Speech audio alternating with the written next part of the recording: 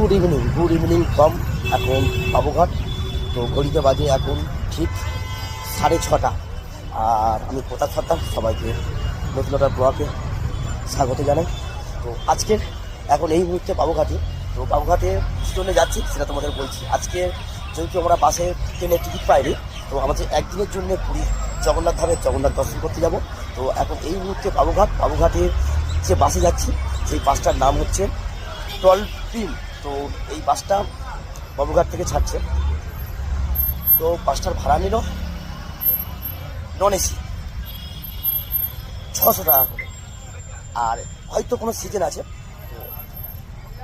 ভাড়া দেখাচ্ছে 1200, 1300, 2000 এরকম ভাড়া দেখাচ্ছে। তো তোমরা এখানে আসলে অনেক রকম বাস কিন্তু তোমরা পেয়ে যাবে।